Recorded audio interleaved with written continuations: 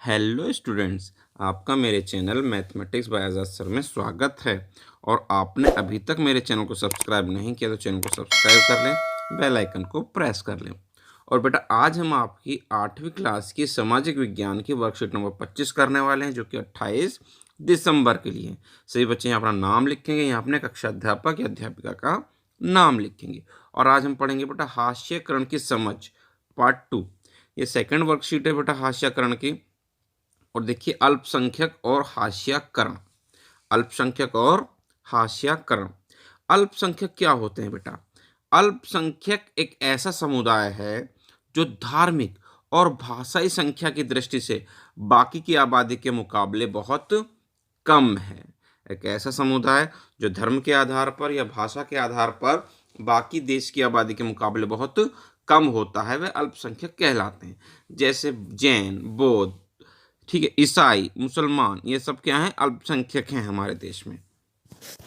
ये केवल संख्या के सवाल तक ही सीमित नहीं है कि सिर्फ इनकी संख्या का, बल्कि समुदाय के लोगों की सत्ता और संसाधनों तक पहुंच जैसे मुद्दे भी जुड़े हैं। ठीक है, इनकी संसाधनों, लोगों की सत्ता तक पहुंच भी कम होती है, संसाधनों तक भी पहुंच क्या होती है? कम होती है। तथा साथ ही इन्हें अपने सामाजिक स्तर व संस्कृति बनाकर भी रखना है। इन्हें अपने सामाजिक स्तर और संस्कृति बनाकर भी रखनी पड़ती है, क्योंकि संख्या में कम होते हैं। बहुसंख्यक समुदाय की संस्कृति समाज और सरकार की अभिव्यक्ति को प्रभावित कर सकते हैं। बहुसंख्यक समुदाय जो होते हैं, उनकी संस्कृति जो होती है, वो समाज और सरकार दोनों क्या कर सकते हैं? प्रभावित कर सकती है। ऐसी सूरत में छोटे से आकार वाले समुदायों के घाटे की बात साबित हो सकती है। ऐसी सूरत में क्या हो सकता है जी?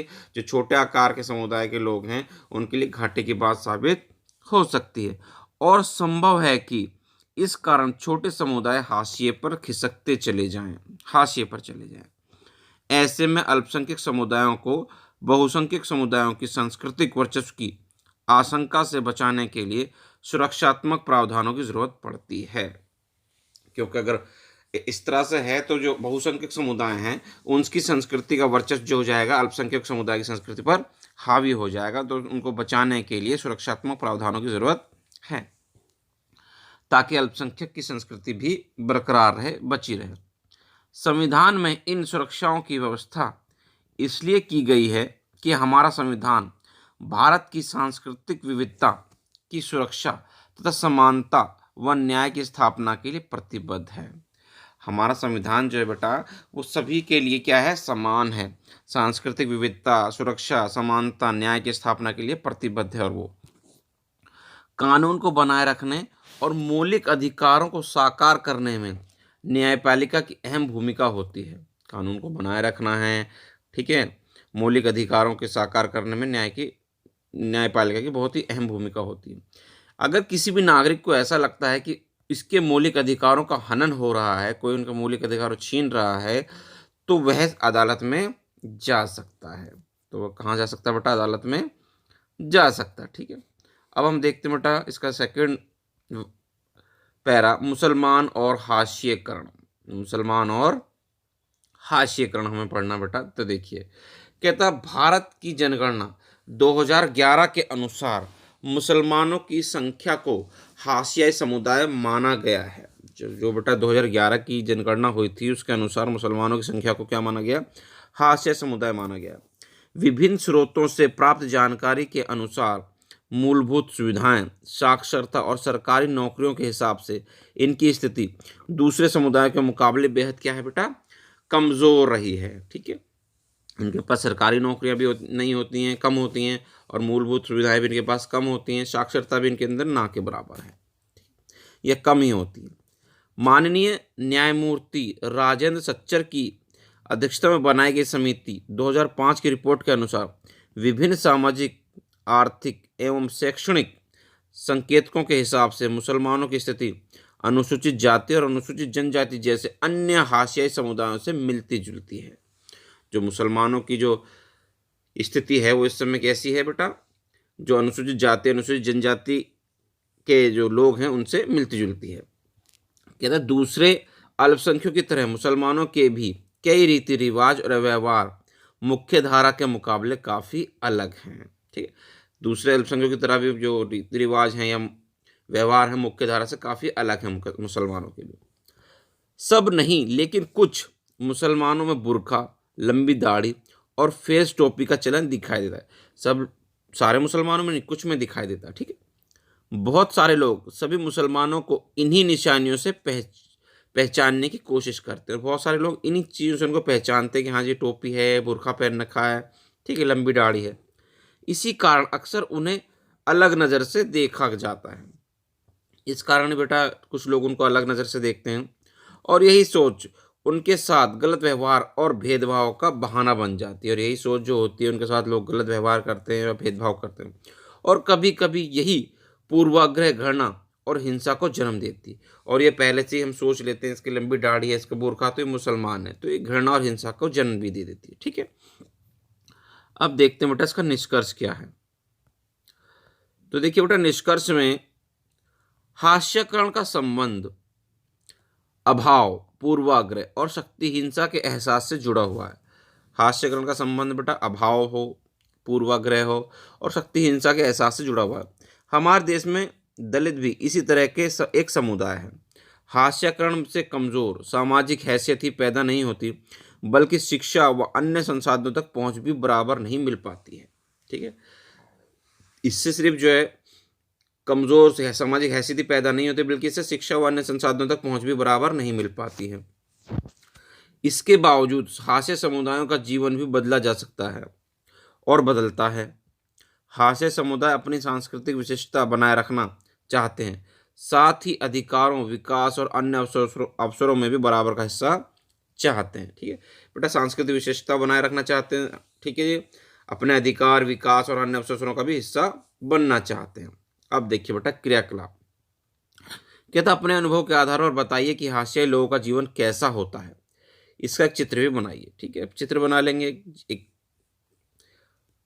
पहला प्रश्न अब इसमें कहता अल्पसंख्यक और बहुसंख्यक में क्या अंतर है। अल्पसंख्यक और बहुसंख्यक में बेटा अंतर पूछा गया, तो हम जानते हैं अल्पसंख्यक क्या होते हैं, जो भाषाई आधार पर या संख्या के आधार पर बेटा क्या होते हैं, बाकी देश लोगों के मुकाबले, बाकी समुदाय के मुकाबले कम होते हैं काफ़ी, वो अल्पसंख्यक। और बहुसंख्यक क्या होते हैं, जो भाषाई आधार पर या धर्म के आधार पर बाकी लोगों के मुकाबले क्या होते हैं जी, अधिक होते हैं, वो क्या कहलाते हैं आपके बहुसंख्यक। तो देखिए बेटा इसका आंसर, देखिए बेटा आंसर इसका कहता उत्तर एक, अल्पसंख्यक के बारे में बात की। अल्पसंख्यक एक ऐसा समुदाय है, अल्पसंख्यक कैसा है बेटा, एक ऐसा समुदाय है जो धार्मिक और भाषाई संख्या की दृष्टि से बाकी इसकी आबादी के मुकाबले बहुत कम है, ठीक है बेटा। अल्पसंख्यक ऐसा समुदाय है जो धार्मिक और भाषाई संख्या की दृष्टि से बाकी की आबादी के मुकाबले बहुत कम है, ठीक है। अगर हम बहुसंख्यक की बात करते हैं बेटा, तो बहुसंख्यक क्या होते हैं, बहुसंख्यक एक ऐसा समुदाय है जो धार्मिक और भाषाई संख्या की दृष्टि से बाकी की आबादी के मुकाबले बहुत अधिक है। कैसा है बेटा, बाकी के मुकाबले बहुत अधिक है, ठीक है जी। बहुसंख्यक एक ऐसा समुदाय है जो धार्मिक और भाषाई संख्या की दृष्टि से बाकी की आबादी के मुकाबले बहुत अधिक है, ठीक है बेटा। तो इस तरह से आपका पहला प्रश्न हो जाएगा। अब देखते हैं प्रश्न नंबर 2 क्या कहता है। तो देखिए बेटा दूसरा प्रश्न आपसे ये कहता है बेटा कि अल्पसंख्यकों की सुरक्षा क्यों जरूरी है, बेटा। तो हम ये जानते हैं कि अगर जो आपकी बहुसंख्यक होते हैं उनकी सांस्कृतिक और भाषा जो होती है, सामाजिक यानी कि जो आपके सरकार के अंदर जो हिस्सेदारी होती है वो अधिक होती है, और इस तरह से उनकी जो हिस्सेदारी है वो अल्पसंख्यकों के क्या कर सकती है, प्रभावित कर सकती है, उनके वर्चस्व को कम कर सकती है, ठीक है, अपने वर्चस्व को बढ़ाए रखने के लिए। इसलिए उन्हें सुरक्षा की क्या है बेटा, जरूरत है। तो इस तरह से हम इसका आंसर देखने की कोशिश करते हैं, क्या है बेटा। उत्तर 2, कहता बहुसंख्यक समुदाय की संस्कृति समाज और सरकार की अभिव्यक्ति को प्रभावित कर सकती है। जो बहुसंख्यक संख्या की संस्कृति है वो समाज और सरकार की अभिव्यक्ति को प्रभावित कर सकती है। ऐसी सूरत में छोटे आकार वाले समुदायों के लिए यानी कि अल्पसंख्यक के लिए घाटे की बात साबित हो सकती है और संभव है कि इस कारण छोटे समुदाय हाशिए पर चले जाएं। ऐसे में अल्पसंख्यक समुदायों को बहुसंख्यक समुदायों के सांस्कृतिक वर्चस्व की आशंका से बचाने की के लिए सुरक्षा की जरूरत होती है। ठीक है बेटा, बहुसंख्यक समुदाय की जो संस्कृति है वो समाज और सरकार को की अभिव्यक्ति को प्रभावित कर सकती है। ऐसे सूरत में जो छोटे आकार वाले समुदायों के लिए घाटे की बात साबित हो सकती है और संभव है कि इस कारण छोटे समुदाय हाशिए पर चले जाएं। ऐसे में अल्पसंख्यक समुदायों को बहुसंख्यक समुदायों के सांस्कृतिक वर्चस्व की आशंका से बचाने के लिए सुरक्षा की जरूरत होती है। ठीक है बेटा, अब देखते हैं हम इसका प्रश्न नंबर 3 क्या कहता है। प्रश्न नंबर 3 बेटा कहता किसी समुदाय के लोग हाशिया समुदाय के लोग कैसे बन जाते हैं। कहता किसी भी समुदाय के लोग जो हाशिया समुदाय के लोग कैसे बन जाते हैं।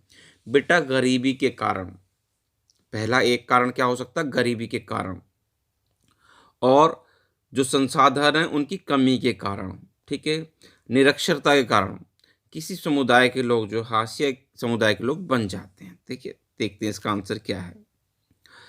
तो देखिए बेटा इसका आंसर कहता है उत्तर 3 में किसी समुदाय के लोग शिक्षा की कमी, ठीक है, गरीबी, सांस्कृतिक विविधता और संसाधनों की कमी के कारण हाशियाई समुदाय के लोग बन जाते हैं।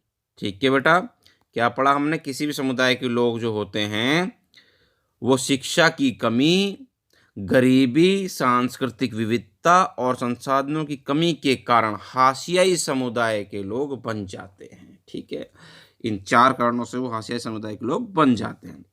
अब देखते हैं बेटा इसका क्वेश्चन नंबर 4 क्या कहता है। कहते हैं हाशियाई लोगों का विकास कैसे संभव हो सकता है। जो हाशियाई लोग हैं बेटा उनका विकास कैसे संभव हो सकता है ये हमें जानना है, बताना है। तो देखिए बेटा उनको शिक्षा के अवसर उपलब्ध कराकर, ठीक है, नौकरी के अवसर उपलब्ध कराकर क्या बनाया जा सकता है, हाशियाई लोगों को विकास संभव हो सकता है। तो देखिए बेटा क्वेश्चन आंसर इसका कहता है हाशिया समुदाय के लोगों को मूलभूत सुविधाएं देकर, रोजगार के अवसर बढ़ाकर और शिक्षा के प्रचार प्रसार द्वारा हाशियाई समुदाय के लोगों का विकास संभव है। ठीक है बेटा, किस तरह से संभव है पता चल गया, मूलभूत सुविधाएं देकर, रोजगार के अवसर बढ़ाकर, ठीक, समुदाय के लोगों का विकास जो है संभव है, हाशिया समुदाय के लोगों का विकास। ठीक है, तो उम्मीद करते हैं बेटा आपको अच्छे से वर्कशीट समझ में आ गई होगी। तो वीडियो पसंद आए तो वीडियो को लाइक करना, शेयर करना और कमेंट करना, और आपने अभी तक हमारे चैनल को सब्सक्राइब नहीं किया तो चैनल को सब्सक्राइब जरूर करें, बेल आइकन को प्रेस करें। मिलते हैं आपसे अगली वीडियो में।